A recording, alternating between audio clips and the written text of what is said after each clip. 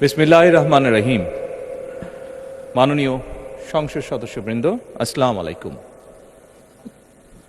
ফ্যাসিবাদের নির্মমতার শিকার অসংখ্য মানুষের কান্না আর হাজারো প্রাণের আত্মত্যাগের মধ্যে দিয়ে অবশেষে আজ থেকে পুনরায় যাত্রা শুরু হতে যাচ্ছে জনগণের ভোটে জনগণের কাছে জবাবদিহিমূলক সত্যিকার অর্থে জনপ্রতিনিধিশীল জাতীয় সংসদ। বাংলাদেশের জাতীয় সংসদের রাজনীতির এই ঐতিহাসিক মুহূর্তে আমি আল্লাহর দরবারে শুকরিয়া জানাই, যার অশেষ রহমতে আমরা একটি ন্যায়ভিত্তিক গণতান্ত্রিক মানবিক বাংলাদেশ প্রতিষ্ঠার লক্ষ্যে যাত্রা শুরু করতে পেরেছি। 1971 সালের স্বাধীনতা যুদ্ধের থেকে শুরু করে 2024 সালের দেশ এবং জনগণের স্বাধীনতা রক্ষার যুদ্ধ সহ এই পর্যন্ত দেশে গণতন্ত্র এবং মানুষের অধিকার প্রতিষ্ঠার সংগ্রামে যারা শহীদ হয়েছেন, ত্রয়োদশ জাতীয় সংসদ শুরুর এই যাত্রা লগ্নে আমি তাদেরকে কৃতজ্ঞতার সঙ্গে স্মরণ করছি। এই আন্দোলন সংগ্রামে যেসব মায়েরা তাদের সন্তান হারিয়েছেন, যেসব সন্তানেরা তাদের প্রিয়জন হারিয়েছেন, যেসব পরিবার তাদের সন্তান স্বজন হারিয়েছেন, যেসব আহত মানুষকে তাদের স্বাচ্ছন্দ্যের জীবন হারাতে হয়েছে, যেসব মানুষগুলো নির্যাতন, নিপীড়ন, রাজনৈতিক হয়রানি কিংবা মিথ্যে মামলা শিকার হয়ে সর্বস্ব হারিয়েছেন, আমি তাদের সকলের অবদানকেও কৃতজ্ঞতার সঙ্গে স্মরণ করছি। দেশের ছাত্র জনতা, কৃষক, শ্রমিক, শিক্ষক, কবি, সাহিত্যিক, সাংবাদিক, চিকিৎসক, প্রকৌশলী, আইনজীবী, কামার কুমার, জেলে তাঁতি, গাড়ি চালক, ব্যবসায়ী এবং সরকারি বেসরকারি চাকরিজীবী, গৃহিণী, সারা দেশে গণতান্ত্রিক রাজনৈতিক দলের নেতা কর্মী সমর্থক তথা সর্বস্তরের সকল শ্রেণী পেশার মানুষ যাদেরকে গুম, খুন, হত্যা, নির্যাতন, নিপীড়ন, মিথ্যা হামলা মামলা কিংবা জীবন্ত মানুষের কবরস্থান তুল্য বর্বর বন্দিশালা, আয়নাঘর, কোনো কিছু দিয়েই যাদের গণতান্ত্রিক আকাঙ্ক্ষাকে রুখে দেওয়া যায়নি, যাদের সাহসী ভূমিকায় দেশে পুনরায় গণতন্ত্র ফিরে এসেছে, আমি ত্রয়োদশ জাতীয় সংসদের এই যাত্রা লগ্নে দেশের স্বাধীনতা প্রিয় গণতান্ত্রিক আমি বীর ছাত্র জনতাকে জানাই অভিনন্দন।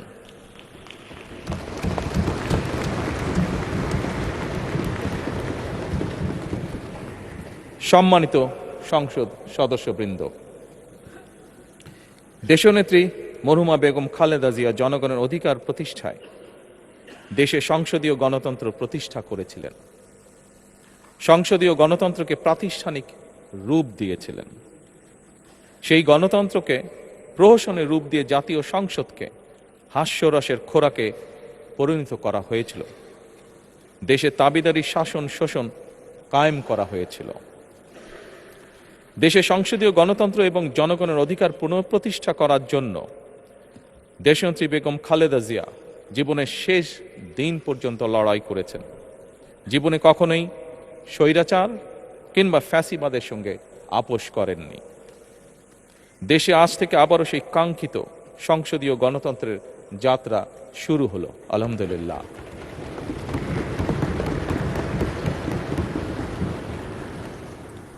সংসদীয় রাজনীতি প্রতিষ্ঠাতা খালেদা জিয়া দেশ এবং জনগণের সাফল্যে এই শুভ মুহূর্তটি দেখে যেতে পারেননি।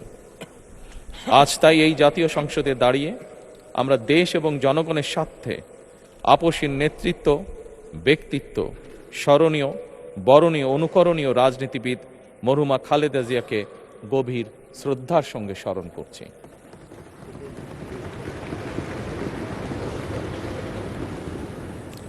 সম্মানিত সংসদ সদস্যবৃন্দ, দেশে বহুদলীয় গণতন্ত্রের প্রবক্তা এবং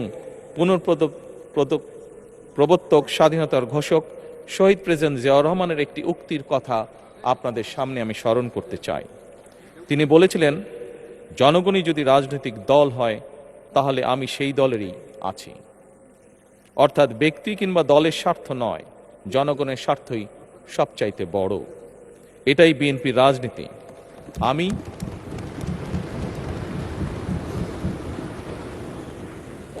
আমি প্রথমবারের মতন বাংলাদেশ জাতীয়তাবাদী দল বিএনপি থেকে জাতীয় সংসদ সদস্য নির্বাচিত হয়েছি। জাতীয় সংসদের সংসদীয় দলের নেতা নির্বাচিত হয়েছি। জাতীয় সংসদে দলের প্রতিনিধিত্ব করলেও প্রধানমন্ত্রী হিসাবে আমি এই জাতীয় সংসদে দেশের প্রতিনিধিত্ব করছি।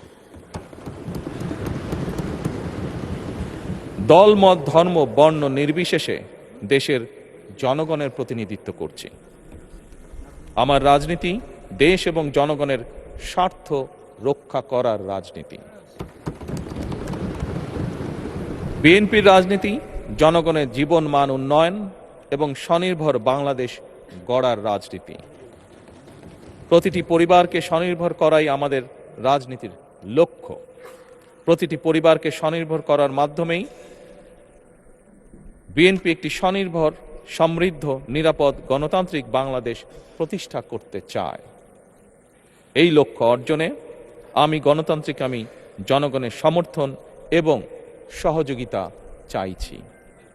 এই মহান জাতীয় সংসদে সকল দলের নির্বাচিত প্রতিজন সংসদ সদস্যের সমর্থন এবং সহযোগিতা আশা করছি।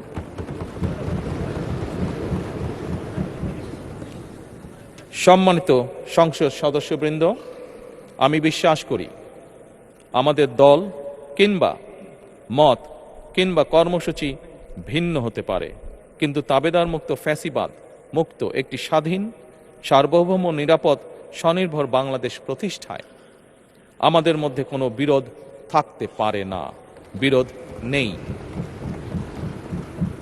জাতীয় সংসদকে জাতীয় কর্মকাণ্ডের কেন্দ্রবিন্দু না করে বিতাড়িত ফ্যাসিস্ট সরকার জাতীয় সংসদকে অকার্যকর করে ফেলেছিল। আমরা এই মহান জাতীয় সংসদকে সকল যুক্তি, তর্ক আর জাতীয় সমস্যা সমাধানের কেন্দ্রবিন্দুতে পরিণত করতে চাই। সম্মানিত সদস্যবৃন্দ, নতুন সংসদ যাত্রা শুরু করার সময় সংসদের সাবেক স্পিকার কিংবা ডেপুটি স্পিকার উপস্থিত থাকার কথা ছিল, কিন্তু পতিত, পরাজিত, বিতাড়িত ফ্যাসিস্ট সরকারের জনবিরোধী এবং গণবিরোধী কর্মকাণ্ডের ফলে যে জনরোষ তৈরি হয়েছে বা জনরোষ তৈরি হয়েছিল, তাতে এই মহান সংসদের সাবেক স্পিকার বা ডেপুটি স্পিকারকে খুঁজে পাওয়া যায়নি। তাদের কেউ কারাগারে, কেউ নিখোঁজ কিংবা কেউ পলাতক। দীর্ঘ ১.৫ দশকের ফ্যাসিবাদী এবং তাবেদারি শাসন শোষণের পর জনগণের ভোটে নির্বাচিত প্রতিনিধিদের নিয়ে আজ আমাদের এক বিশেষ পরিস্থিতিতে জাতীয় সংসদের কার্যক্রম শুরু হতে যাচ্ছে। এমন পরিস্থিতিতে আমরা সংবিধান এবং সংসদের কার্যপ্রণালী বিধির বিধান অনুসরণ পূর্বক ত্রয়োদশ জাতীয় সংসদে সভাপতিত্ব করার জন্য আজ আমি প্রবীণ রাজনীতিবিদ এবং 5 বারের মতন নির্বাচিত জাতীয় সংসদ সদস্য জনাব ডক্টর খন্দকার মোশাররফ হোসেনের নাম প্রস্তাব করছি।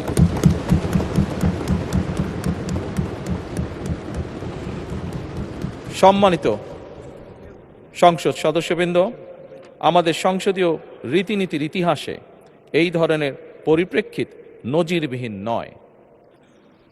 1973 সালে তৎকালীন প্রধানমন্ত্রী মরহুম শেখ মুজিবুর রহমান ওই সংসদের সদস্য মাওলানা আব্দুর রশিদ তর্কবাদীশের নাম প্রস্তাব করেছিলেন এবং তার সভাপতিত্বে বাংলাদেশের প্রথম সংসদের প্রথম অধিবেশন শুরু হয়েছিল। আমি জাতীয় সংসদের সকল সম্মানিত সদস্যকে স্বাগত এবং ধন্যবাদ জানাই। আল্লাহ হাফেজ। বাংলাদেশ জিন্দাবাদ।